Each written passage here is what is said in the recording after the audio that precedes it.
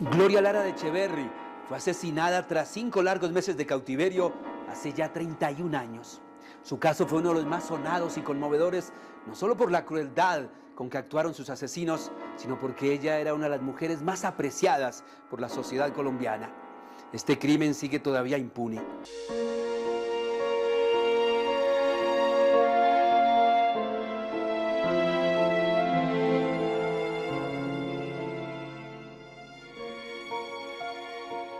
Mi mamá tenía un potencial político muy grande, que era una persona pues que la gente en general la quería mucho, que sobre todo pues el pueblo, porque ella siempre estuvo viendo cómo podía ayudar a las causas populares. Ella durante el tiempo que estuvo en la DIGIDE apoyó como 200.000 proyectos de desarrollo social en el país, que eso nadie lo había hecho hasta el momento.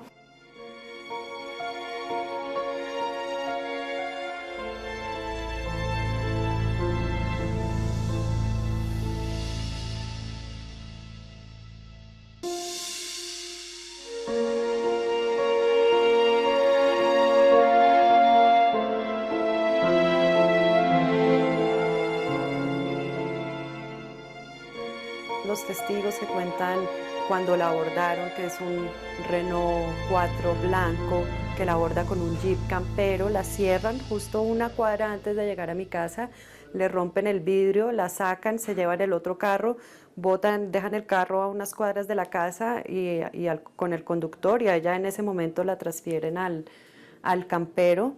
Las autoridades adelantan intensos operativos para dar con el paradero de la dama secuestrada anoche por 3 hombres y una mujer a unas 8 cuadras de su residencia en Bogotá. Casi llegando a la casa, un carro Renault 12 de color azul cerró, obstaculizó el paso del carro oficial. Del Renault se bajaron unas personas, golpearon los vidrios, los quebraron, abrieron la puerta y se llevaron a doña Gloria. La subieron a un campero, se la llevaron a un parque cercano que hay cercano al lugar del primer rapto, digamos, y la cambiaron de carro y se la llevaron con rumbo desconocido. Ese día le habían puesto otro conductor, que era un señor ya de edad, que esa noche conducía el carro, y pues que no pensamos que fuera el más acertado ante esta situación tampoco.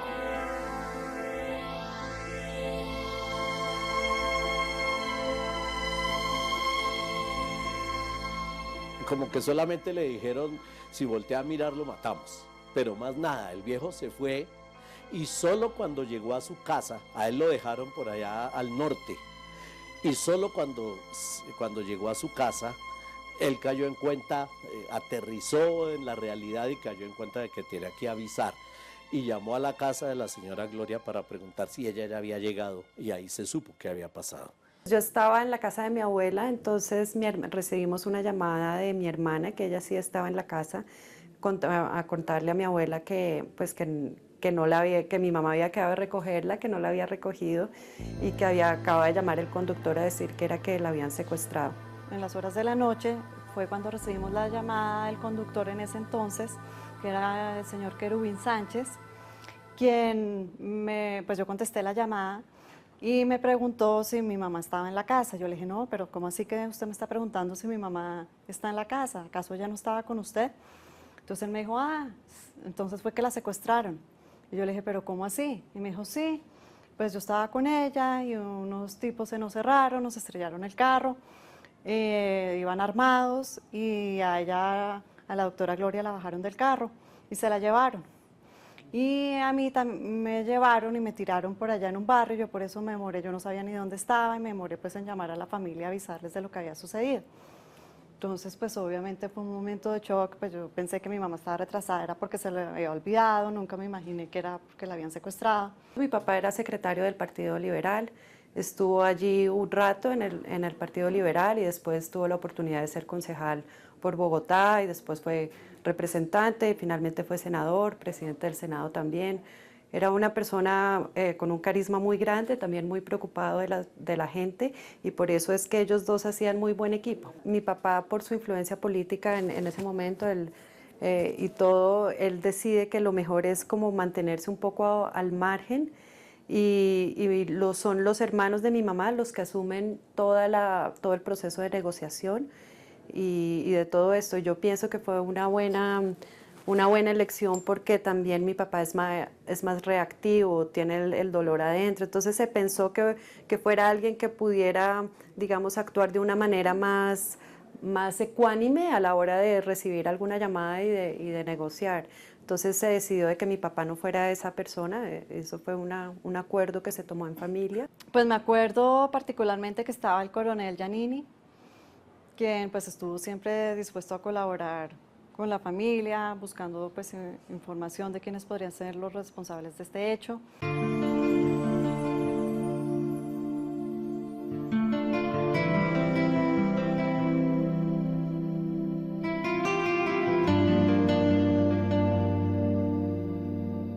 Todo el tiempo que va desde junio hasta noviembre de 1982, es poco lo que se sabe de doña Gloria, alguno que otro contacto o algunos contactos de la familia, de los secuestradores con la familia, pidiendo una suma millonaria en dólares por el rescate, algún mensaje que ella remitió a la familia diciendo que ella misma quería negociar con sus secuestradores, pero nada concreto apareció. Él estaba acabado, obviamente no dormía, no comía, fumaba como loco, donde él permanecía se veía era una horda así de humo, una cosa impresionante porque tomaba tinto y fumaba todo el día de los nervios, esperando todo el día una llamada. Yo no sé, las personas no se imaginan qué es eso, uno estar esperando día a día y no se produce hoy la llamada y al otro día tampoco, y estar en función de ver a ver en qué momento se van a comunicar. Es una situación de estrés insoportable, y lo veía muy cabizbajo todo el tiempo, obviamente muy afectado con todo el episodio. Se demoraron un poco de tiempo en llamar, como 1 o 2 meses en llamar a la casa. Sé que ellos dijeron que no querían hablar con mi papá directamente, entonces la familia pues puso una persona que era bastante conciliadora para tratar de hablar con ellos, porque mi papá pues era una persona que tenía su carácter y seguramente pues no estaba muy dispuesto a ceder ante las peticiones pues de las personas que hicieron este hecho. Pero siempre fue muy hostil, a mi mamá se referían como la cerda, eso pues nos llamaba la atención, o sea, había un odio de clases y un resentimiento y una envidia hacia mi mamá impresionante, eso nos llamó mucho la atención. Pues nosotros no nos mantenían tanto al tanto, nos contaban unos que otros detalles, pero no sabíamos exactamente qué era lo que pasaba.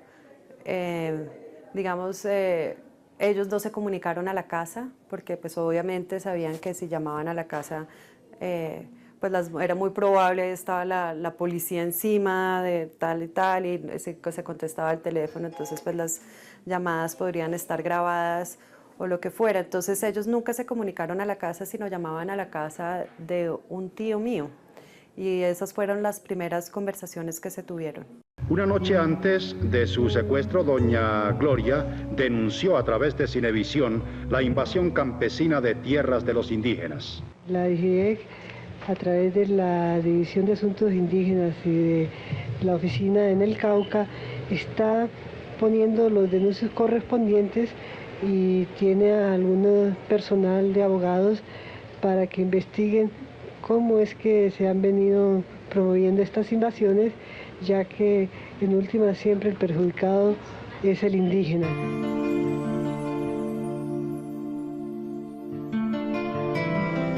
Lo que pasa es que el secuestro en un comienzo se vio como algo más político. No sabíamos bien cuáles eran las intenciones claras, pero pienso que con el cambio de gobierno que fue Belisario, y Belisario ya plantea unas cosas bien diferentes a las que planteaba Turbay, entonces digamos que perdieron como ese objetivo de hacer de mi mamá algo político, entonces empezaron a buscar por lo menos un beneficio económico. En ese momento estaban solicitando 3 millones de dólares, que aunque hoy no parezca mucho dinero, hace 30 años era mucho dinero, pero mucho, mucho, mucho dinero. Y pues estaba lejos de nuestro alcance total. Entonces pues era una cosa descabellada. A partir de ahí se empezaron como a hacer algunas negociaciones y en algún momento se logró que ellos bajaran a $1 millón y seguíamos en esa negociación, en como un tire y afloje de negociación hasta que ellos toman la decisión de asesinarla.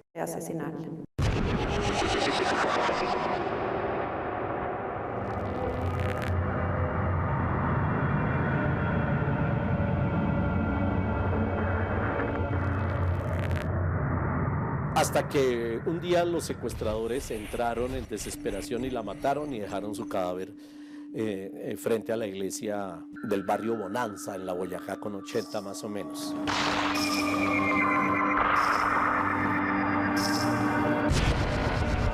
Lo curioso es que tuvo que suceder eso para que ahí sí los investigadores dieran con el paradero de los responsables del secuestro y la muerte de la señora. A los pocos días, claro, el cadáver de la señora apareció cubierto con una bandera negra de letras rojas, ORP. Y ese ORP coincidía con algún eslogan de un periódico que producían los campesinos en su lucha campesina en el norte. Ese periódico se llamaba Combate y tenía un pequeño subtítulo que decía por la Organización Revolucionaria del Pueblo. Eso les sirvió a los militares para que, consultando sus archivos, porque también los involucrados en estos hechos, en estas acusaciones, finalmente como militantes de izquierda que también habían sido víctimas del Estatuto de Seguridad de Turbay, y en la brigada de institutos militares en sus archivos tenían información de esas personas. De modo que el 17 de diciembre de 1982 empiezan a capturar gente que era ¿quién? Aquella cuya información tenía la brigada de institutos militares como de personas vinculadas con esos hechos atentatorios de las normas pues, que prevía el Estatuto de Seguridad del presidente Turbay. Y con base en eso, entonces fue que se captura toda esa gente. Porque pues nosotros sabemos perfectamente quiénes son los responsables, que son pues Hernando Franco, que era un profesor de la Universidad Nacional, Miguel Gamboa, Emperatriz Santander, Juan Tadeo Spitia, quien fue quien asesinó a mi mamá, en fin, los hermanos Rivera, de Sucre.